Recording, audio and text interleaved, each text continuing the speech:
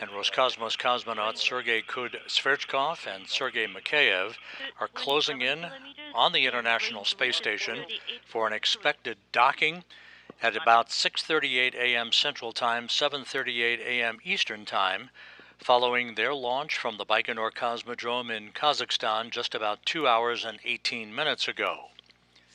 The Soyuz closing in very steadily but surely on the International Space Station, now almost 15 kilometers away from the orbital complex. You're looking at a view from an external camera on the Soyuz vehicle, a cross-haired engineering camera that soon will have an engineering overlay showing a bunch of data that will help technicians as well as the crew on board the Soyuz understand the relative distance between the two vehicles, as well as the rate of closure before the link-up occurs to the Rassvet module on the Earth-facing side of the Russian segment of the International Space Station.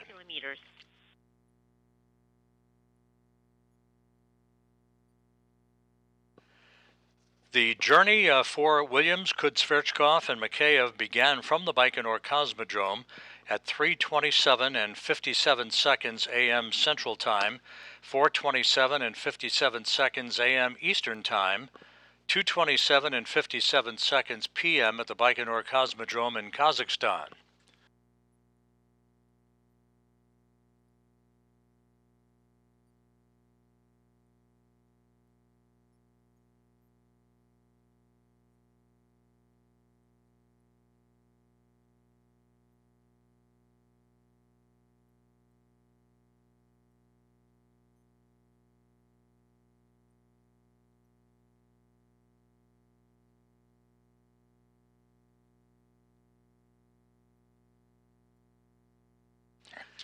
The Soyuz was launched into an orbit inclined 51.6 degrees to either side of the equator as it made its way uphill, a perfect ascent for the vehicle, separating from the third stage of the Soyuz booster about 8 minutes and 46 seconds after liftoff.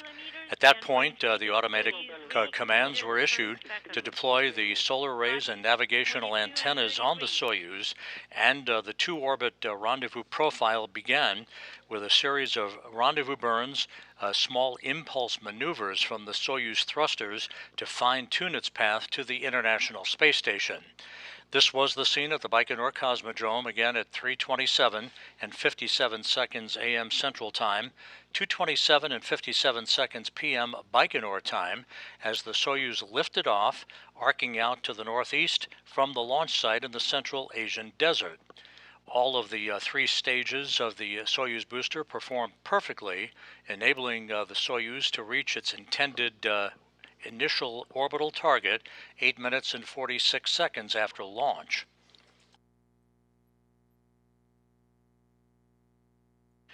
At this hour, flight controllers you see there at the Russian Mission Control Center in Korolyov outside of Moscow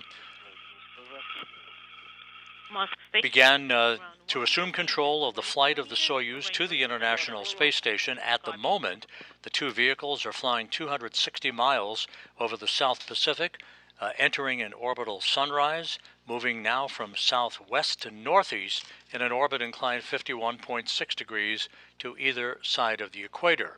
We are about 29 minutes away from the so-called fly-around maneuver.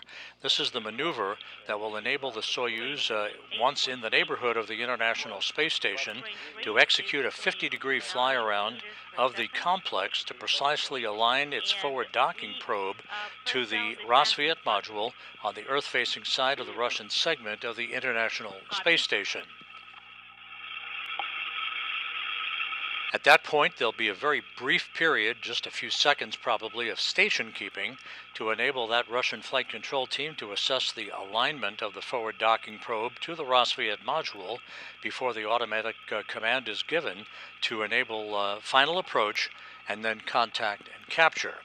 Once the two vehicles are docked, it basically is a soft dock at that point, where the relative motion between the two vehicles will be allowed to dampen out against one another. The forward docking probe will retract to bring the two docking interfaces flush against one another.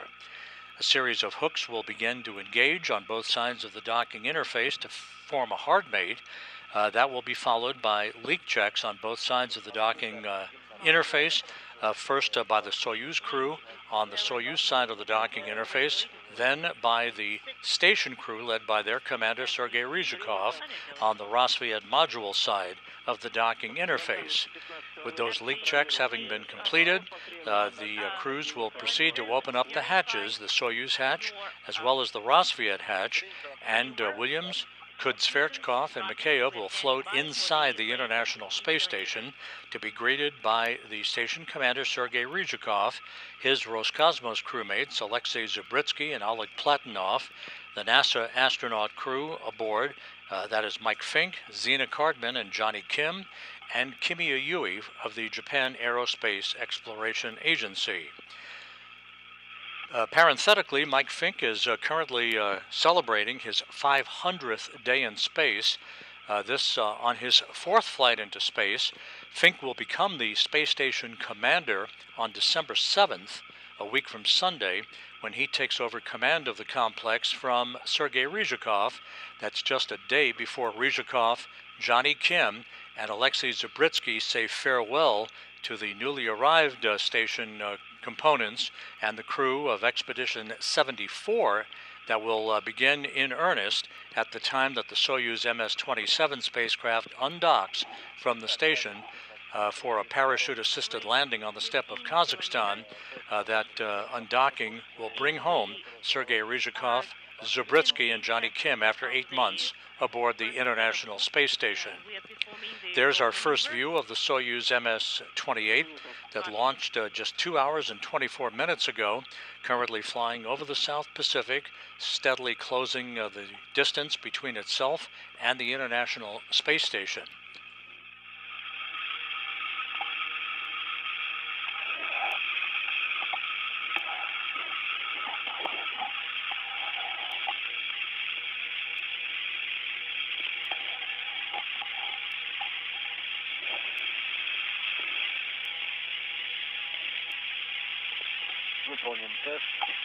We are done with the test.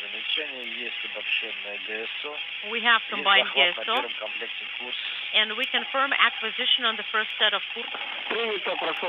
Copy. This conversation that you'll be hearing frequently between the interpreters and the crew on board the Soyuz MS-28, currently involving the activation not only of the Soyuz television system, but once again another test of the Core's automated rendezvous system on board the Soyuz spacecraft. This basically is the rendezvous system that sends out a radio beacon signal to comparable equipment on the Zvezda service module on the International Space Station's Russian segment, so that comparative navigational data can be loaded onto the Soyuz computers, making sure that it understands its distance from the station and its relative rate of closure.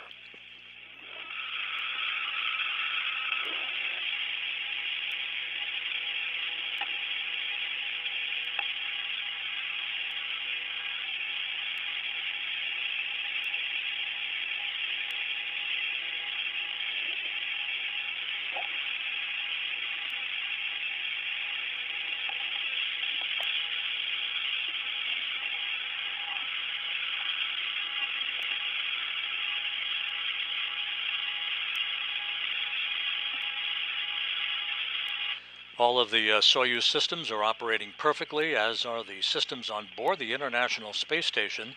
Once again, we are less than 10 kilometers separating Soyuz from the station. There will be a series of so-called impulse maneuvers, short bursts of the Soyuz thrusters, to further refine its path to the station and enable it to arrive in the neighborhood of the complex to begin a fly-around of the station that's scheduled about 23 minutes from now.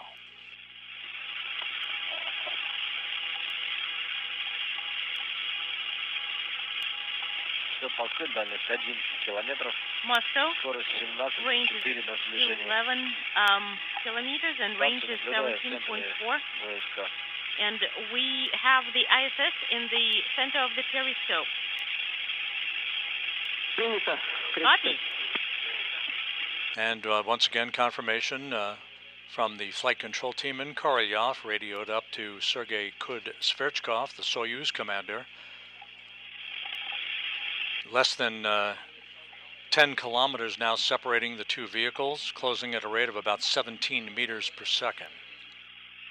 At the time of contact and capture, the actual docking itself, about 42 minutes from now, the Soyuz will have slowed to a very, very slow rate of about 1/10 of a meter per second, just barely nudging itself into the docking port on the Rassvet module of the International Space Station. What you are likely to see also during the final approach is the Northrop Grumman Cygnus spacecraft, the cargo ship that arrived at the station recently.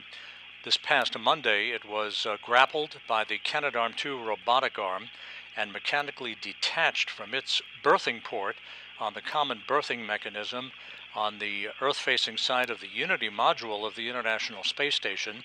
It is currently attached to the arm in what is called a high hover position. This was done to provide the necessary clearance for the Soyuz spacecraft to dock at the adjacent port at the Rassvet module without any fear of interference between the Soyuz solar arrays and the Cygnus itself. Cygnus will be reattached to that common berthing mechanism on the Earth-facing side of Unity next Monday morning. At that point, all 8 ports for visiting vehicles will be occupied on the International Space Station for the first time in history. Range is 9 kilometers and range rate is 14.5. We still have the ISS in the center of the periscope. We see the video image. Copy. And